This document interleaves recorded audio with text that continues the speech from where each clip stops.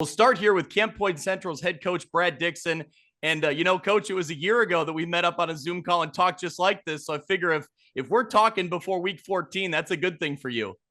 Oh, absolutely. I mean, you may know, I mean, I don't know how many times in IHSA history there's been a rematch from one year to the next. I mean, there's a lot of things got to go right to get both teams back in the same position. And obviously we've never went to back-to-back games. And so, yeah, I mean, it's a pretty special time. Yeah, you talk about that rematch, and it's a rematch of the two number one seeds from the North and the South. It was that way last year, and it is this way again. So I guess, before we get into the playoff run you've made here and the actual championship game, let's look back, at your regular season, going back to the preseason. What'd you think, about this team? I know you had a lot of guys returning, but every year's a little bit different. What did you see? What did you like? And how's it kind of played out? Yeah, I mean, I thought first of all, defensively, we would probably be a little bit ahead because we had 7 guys back off our team from last year. But within those 4 guys we lost, one of them was our big nose guard, and 3 of them were our linebackers in our 3-5 system, with Isaac Ginnebacher being that all-stater. So we kind of had to fix those pieces, but we knew in our secondary was going to be really, really good. Most of those guys were in their 3rd year starting. So we felt like from a big play standpoint, we wouldn't give up too many of those this year, because whenever your back end is really good, 10 and 15-yard plays don't turn into 60-yard plays. So that's kind of where we started. And then offensively, we lost 2 really, really good tight ends off last year's team, that were 6'4", 290 or 190 and each. But we brought back Mason Miller, who had played a lot last year, but we really weren't sure with that other tight end spot. And then what we were going to do in the backfield with losing not only Isaac, but we lost Ross, who was a big part at fullback, and we lost Gavin Graves as another wing. We knew Connor was back, whether he was going to play fullback or wing, and we knew Drew was back. We knew Drew would be really, really good. And so we started the year down in North Green with the crazy, 100 whatever heat index, and I think we scored 40 points in 9 plays on offense. So we really didn't have a clue who we were in that point, because we really didn't get to run many plays.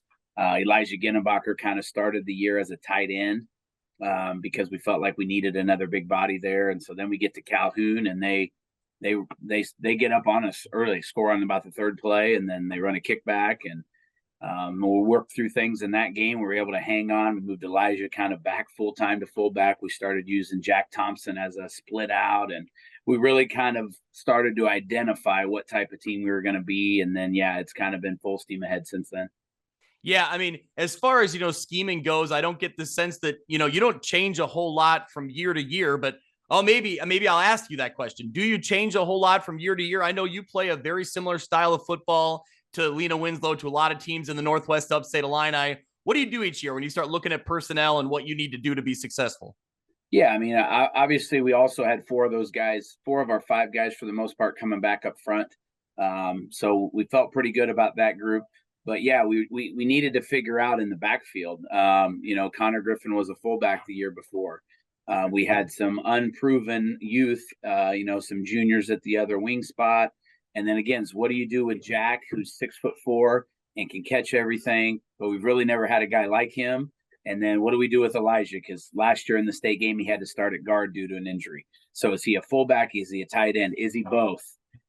So we really weren't sure. I mean, Jack's playing wing, but how do we come up with when he's not at wing, he's actually at split out? And when do we play Elijah at tight end? And how do we have answers for all this stuff? And so it honestly took a few games to kind of figure that out. But yeah, each year we take on a different version of what we do. We run a handful of schemes, but we emphasize, some years we're more of a double dive team. Other years, like right now we're a big fullback team. Other years we might be a big edge team, or some years we throw it more.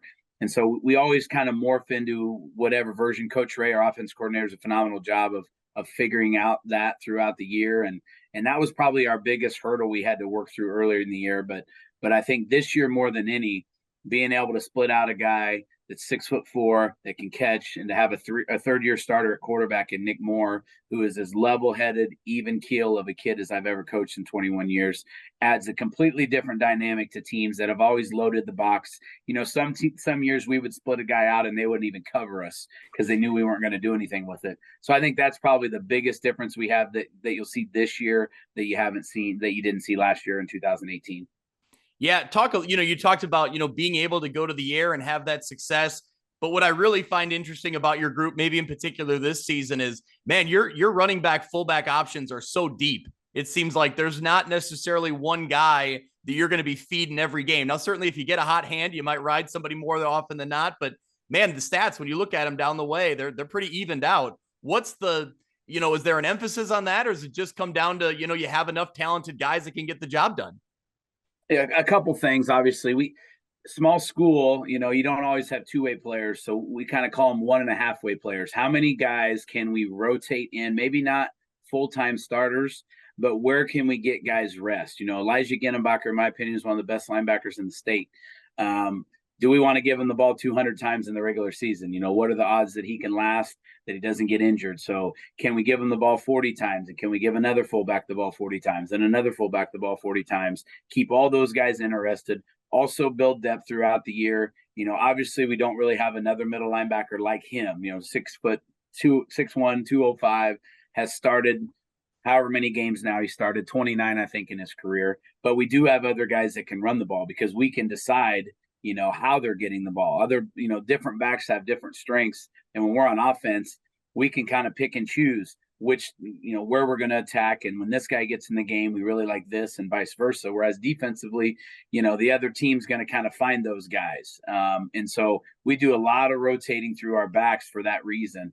And, we like in, Saturday, Nate Peters hits a 30-yard touchdown run in the fourth quarter because he has fresh legs, and Elijah's been able to just carry us in the playoffs because all year long, I think the most carries he had was 8 in any one game. And Drew Paven's the same way. Drew Paven's 5'9", 145 pounds.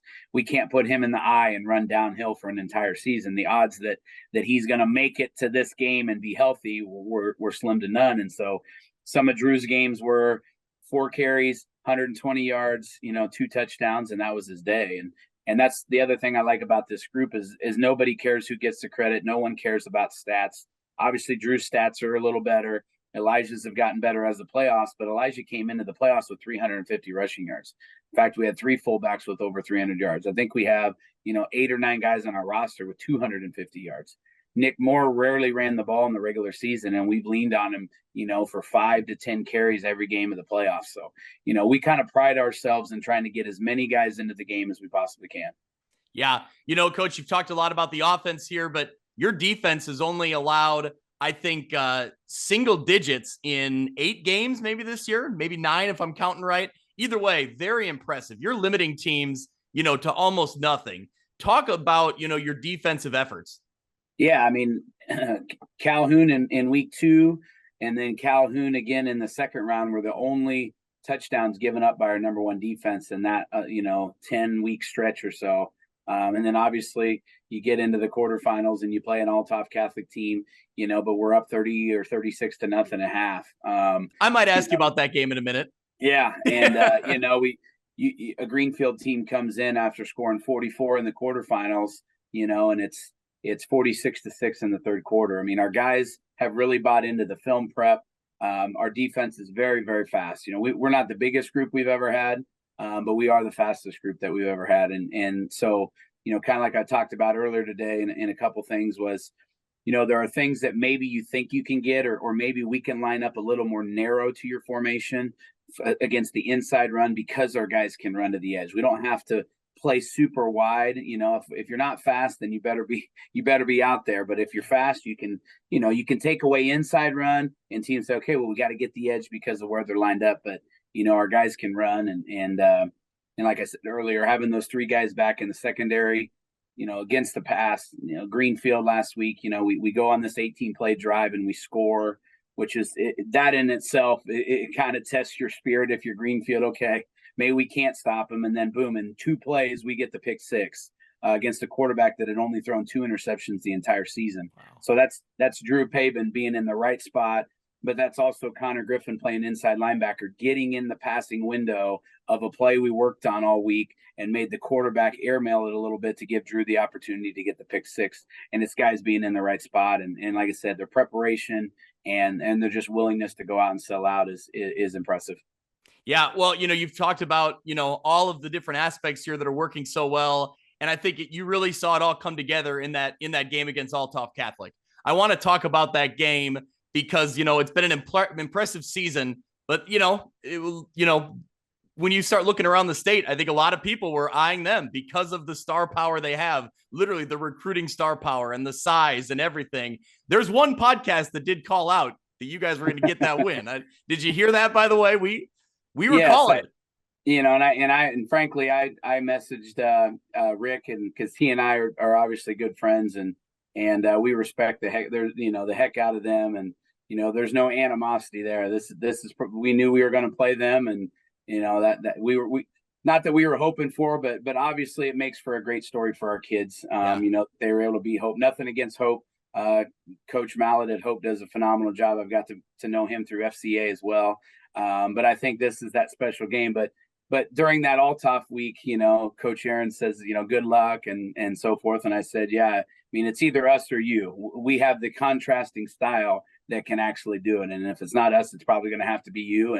And he had a lot of faith in us too. And obviously, I think when people saw what Althoff was doing to 5A, 6A, 7A talent, and then what they did in their 2 1A games, they're scoring 67.5 points a game.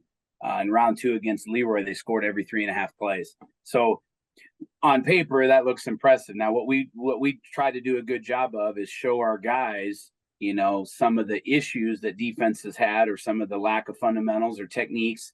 And we really tried to focus on getting our guys in the right spot, knowing that we would be fast enough to contain them, but we still had to tackle them. That was the biggest thing in that game. Was in a lot of games, teams did have, they were in the right spot, but they couldn't tackle, or, they got juked out or whatever it was. So we really focused on that, limiting the damage. We knew we had to offensively keep the ball from them, but then even in our special teams, and we were able to execute some things on special teams that kept the ball from them.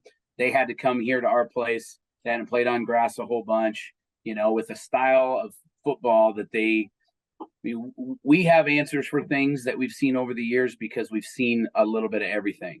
They don't have a lot of answers to the offenses we run because they just don't see it at the levels of play. So they're working through things maybe for the first or the second time they've seen it, maybe in 2 or 3 years. Whereas, teams have kicked our butt running lots of different stuff over the years, and we've kind of adjusted and figured out, okay, this is why we got to do this against this type of look. And so I felt like we had some more answers than they did defensively. Yeah. Talk about you mentioned special teams there. You had the huge onside kick, which was, kick to perfection. It could not have bounced any better. You had the guys in the right spot. How much emphasis have you put into special teams, throughout the season, going into the postseason? Because it seems like you've utilized some things several times to get an advantage this postseason. Yeah, it's a big part of what we do. Marco Rodriguez is our little sophomore, 5'5", 130, 120-pound kicker. And obviously since the JV season has ended, his sole focus really has been on special teams in the kicking game. And he's done a great job of working on all these different variations. So we've shown some, but we've got a lot of different things. He's a former soccer player, and when teams have to adjust and respect how we line up, but then he also has the ability to do some crazy things that we haven't even shown yet. And so to have that weapon, in the Althoff game, after our touchdown, of course, we had all the momentum. There was also a personal foul there, so it was a 15-yard advantage as well. So we're kicking off from the 45, and they're 45. So even if we don't get it, it's on the 35. And then a team like Althoff, they can score on one play from 70 or one play from 40. It really didn't matter. So we knew that we were okay with giving them a short field if it gave us an opportunity to get it. And like I said, I talked about Jack Thompson. He's 6'4". So when you put him on the widest part of the field and you can get that big hop, he's got phenomenal hands. His reach is unbelievable. And like I said, so he's able to go get it. And we pretty much executed the exact same one last week at Greenfield, going the other direction. after we had scored twice in that game, and that allowed us to take an 18-0 lead in the same similar fashion. So in both weeks, the kicking game has gained us an advantage. And you know how it is with 15 to 18-year-old kids, you get down by that much early and you're on the road, it's hard to kind of rebound when it seems like everything's going wrong. Yeah. Well, on the opposite side, it seemed like everything was going right for you. In your career coaching, can you remember a half of football where you executed and things went your way so quickly? And that, I mean, it just was crazy watching the highlights. Right. Yeah. No. I mean, and the crazy part was it was 30-0, and there was 30 seconds to go in the first quarter. And so when our kids came over, I'm like, guys, this is just the first quarter. So we went into half. I can't remember if it was 30-0 or 36-0, whatever it was. I told our coaches, this is going to be the longest 24 minutes of our life here, because literally they can score in one play, and they've done it time and time again. That even up 30, you felt good about your defense. You knew your guys weren't scared. You knew they believed, but the talent level that they had was out of this world, and not something that we run into on a week-to-week basis in 1A football. Yeah. I watched, some of the video, and I believe it was from Gateway Sports. I think they had video of it, and they had your post game, your speech to your kids on the field afterwards. And, paraphrasing, part of your message was something about, this is why we prepare the way we do. This is why we focus so hard and, do all the little things and watch all the film. How gratifying is it for you to get to a game like that and have your team execute at such a high level and be able to show that proof point? I mean, that's got to be the ultimate high as a coach. Yeah, and the message was really to the freshmen and sophomores who, at times, I don't think trust that what we're telling them is actually, like, coach, but I think this way works better. And you hammer that point home over and over again and say, no, trust me, we've been in this game a long time. We're not that smart. We do what we do because we've played teams like Lena or teams like Forreston. Forreston had us down 44-0, 5 years ago. And okay, we got to go back to the drawing board. What are some things that we can do to get better? So if we get back in this situation, and that's the same thing with different spread teams. Carrollton used to use their speed and score in all kinds of ways against us. They beat us in the semifinals or beat us in the second round different times. And so my message was, this is why we do it the way we do it. So when a team comes in with the quality of athletes that Althoff had, our technique and our fundamentals and our discipline were able to win out in a game where if we were playing 7-on-7 or if we were in a whole bunch of one-on-one situations, we didn't have the advantage. But as a team, because of who we are and what we do and how we do our stuff, we were able not just to win, but win pretty convincingly. Yep. All right. So you got that huge win. You get the win last week in the semifinals. Now you're back to facing, a familiar opponent, and you're back in the state finals for the third time in 5 seasons. So as a coach, as a program, how has the preparation or the mindset going into state, has it changed? I mean, I know the players are different for the most part every year, but for the coaching staff, what's changed over the years, or what's the approach?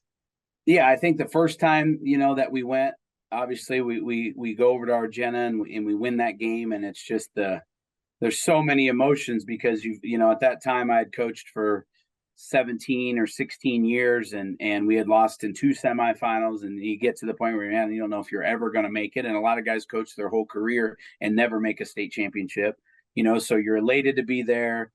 You got all this stuff going on Monday. You're trying to figure out where you're staying and charter buses and food. And there's just so many things that you got to figure out that it's hard to even focus on the game, So then last year, obviously we go back, we're more focused on the game, but for the group of kids, it's also their first time. And so there's kind of this awe and aura about going over there and all that stuff and getting up early.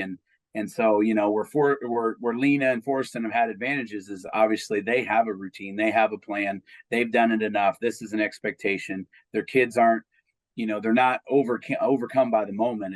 And that's our hope this year for our kids is this has been their expectation. This has been their focus. They've been as focused of a group as we've ever had from a game to game basis.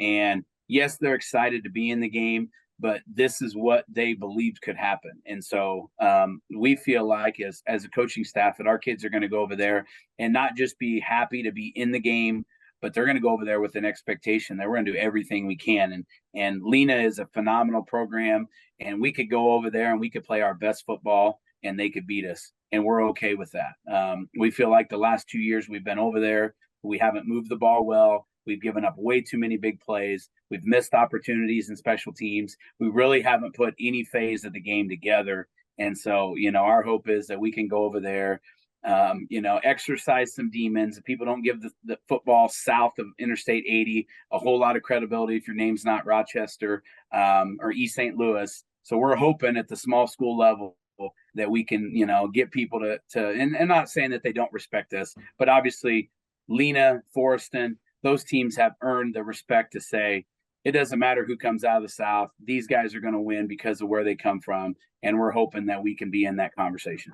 Well, yeah, let's talk about the matchup here. You guys have met up with the NUIC. They're familiar opponents. You obviously met up with Lena-Winslow a year ago. And like you mentioned, you've struggled to put points on the board and haven't been the offense that you've been throughout the regular season when you go up against them. What do you look at this year? What's your focus? Do you try to, to shift some things around, or do you try to stick to what you always do? I think you are who you are. Obviously, odd front, even front, really good D-line or really good linebackers or weaker on the back end or weaker on the edge. There's always things that you look at from year to year, but you're not going to – where you get in trouble is where you say, okay, this team did this against them and had a lot of success. Let's try to do that. Well, if that's not who you are, then you're just going to be, average at best. Really what last year came down to was, our guys, assignments. We had a lot of assignment mistakes because Lena-Winslow is not going to fall for some of the fakes and other things. Their guys are going to be in the right spot. So we also have to be in the right spot. We're in earlier games or other games in the regular season, maybe we can have the wrong step or we can block with the wrong shoulder. We can get by with some things. Against them, you're not going to get by with that stuff.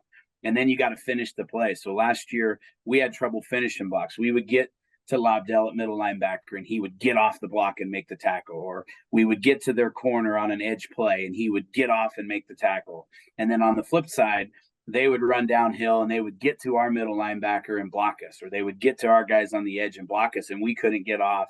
We couldn't get to the ball. And so it was really the fact that they out executed us in really all phases of the game from a physical standpoint and an assignment standpoint. And that was the difference. They didn't do anything that we weren't prepared for. And I don't think we did anything they weren't prepared for. They did what they did way better than us. And this year, I feel like our execution has been that much better. We're that much older with 12 seniors. A lot of those guys were playing, for the first time last year as varsity players. So that's what we're going to lean on. I think we've got a pretty good version of ourselves this year offensively. We've been pretty dynamic with, our 6'4" split end and our quarterback in the run game and a 205-pound fullback and some guys at wing that are pretty fast that hopefully we can put some teams in some binds and then we can go out and execute.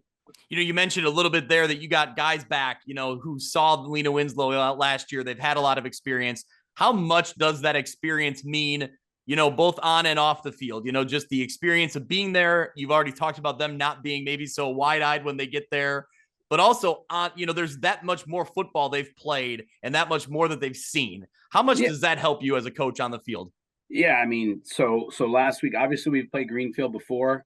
But we hadn't played Althoff before. So we're looking at films of people they have played and said, well, we think this is how they're going to block this. We think this is what they'll do if you're here. I told our coaches last night, the best film for us to prepare for Friday is our game last year. Lena is who they are. We've got end zone shot. We've got sideline with, especially on defense, 7 of these guys going against Lena's offense last year, and where we had misreads and where we weren't physical at spots, and the things that how they blocked us and how they attacked us. That is an invaluable experience. Our guys, I guarantee we haven't had, we'll have our first kind of film session tonight. But I guarantee you when we get in there and our guys are going to look at that stuff and they already have and go, man, I can't believe that I played that poorly, or, because they do the best that they can. And in that game, we were just obviously, because Lena and what they were able to do, it was not our day. So our guys will dive into that film and I think they're excited for the chance. They respectfully we'll prepare for Lena and understand that nothing's going to be handed to us, and that we're going to have to go take it from them. And I told them it's going to be one of those in our game plan that we sent out. It's going to be one of those tough, kind of gritty. I mean, that's the only way around it. There's going to be no finesse to this game. And I think that's what, obviously it's fun to see balls being thrown out to here and there or everywhere. But if you truly love small school football, you want to see two teams that are just pounding each other, and every yard matters. And I think that's what the state wants to see. And we're hoping we can live up to the hype there. Hey, but you better watch out, because Lena-Winslow threw a touchdown pass last week, and it was over 22 of them. Oh man. See, I missed the second one, but anytime that Mitch sees Lena-Winslow or you guys throw a pass, it just throws him for a loop. He doesn't know how to handle that, no, but I mentioned Mitch there. I asked this morning if he had any, questions to ask you when I get you on here. He had the one very important question. Do you have your shorts ready to roll for the sidelines at the state championship game? Yeah, 100%. All right. If I come out in the pregame without them on, like pregame when we're setting stuff up, yeah, I get that question from everybody. It's, it is what it is, I guess. But yeah, I mean, that's the expectation. Used to teach history. Now that I do PE, I'm in shorts all year long, no matter the day. So that's just it. And I know Coach Aaron is a little older than me. We won't say how much, but he's went through that phase, and I think some year at some point I will too. But for now, that's how I'll roll. I want to say that he at one point would wear shorts on the sidelines, and I think like his dad told him he was an idiot or something because it was too cold, and so he finally I don't know if he bailed on it or what. No. So do you get a chance to enjoy Thanksgiving, or are you just like, is your mind going to be running 100 miles an hour on Thursday? Well, so part of the experience factor. So the last two times we went to state, we practiced in the morning at home and let the kids go home for a while, and then got back on the bus at 2. And so we were essentially done with everything by 10 a.m. and then a full 24 hours without really doing much physical and getting on a bus and all that. So we're going to kind of change things this year. New location, obviously going to Bloomington. Yep. So we're actually going to practice on the way. Been gracious enough that DMAC is going to let us use their facility, which is a beautiful turf field facility. It's on the west side of Bloomington. It's on our way there. So we're going to let the kids have the morning with their families, and we're going to leave about noon. So I understand that they're probably not going to be able to do their Thanksgiving, but hopefully if we continue on the trek that we've been on, that we can just focus on doing that on Saturdays from here on out. But we're going to get our kids off, all throughout the playoffs and the regular season. We're doing Friday afternoons or Thursday afternoon into evening practices to get ready for games. So we're going to kind of keep that going. So again, we're thankful to DMAC for allowing us to do that. So I think that's going to be fun. It gets our kids off the bus in an unfamiliar area to practice, and I just think that it might give us a little bit more of a physical and mental preparation, that we're going somewhere different. We have to get out and have a great practice, similar to having to get up and have a great game on Friday. Yeah. All right. One more question, not for Coach, but for Dad. I saw you posted pictures, I believe, of your son after the game, getting helmets signed and just hanging out with the players. How cool is it, to see? I'm sure that these student athletes are like superheroes to him. How much fun is that to be a dad after, all this said and done? Yeah. You go back to the coaching staff that I have. We all kind of cut our teeth together. We started here at Central at 22 or 23 years old with no kids. Bill Reed, our principal and head coach, we lived, ate, slept and breathed Central football, and got us kind of going on the right track. And then obviously we started having kids, and then our wives had all these young kids at home, and then we're coaching.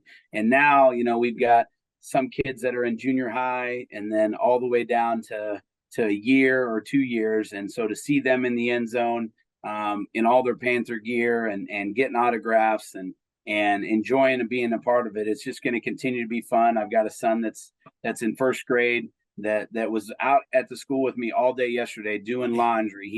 He's drawing posters with their names and their numbers, and he's helping me hang jerseys up, and he knows the number of every kid. And I got a 2.5-year-old, soon to be 3-year-old that you want to do football, it's just part of the culture here. And to see all of our kids hopefully I'm coaching football long enough to see them all come through the program, which will add a whole nother dynamic to it. But that's been a fun experience because you've got that support, and no matter win or lose, your kids love you. My daughter as well is she, before I left on Saturday, she goes, "I'm not nervous at all, Dad. I know you got it." And that's to have a soon to be 9-year-old that says that to you is pretty special.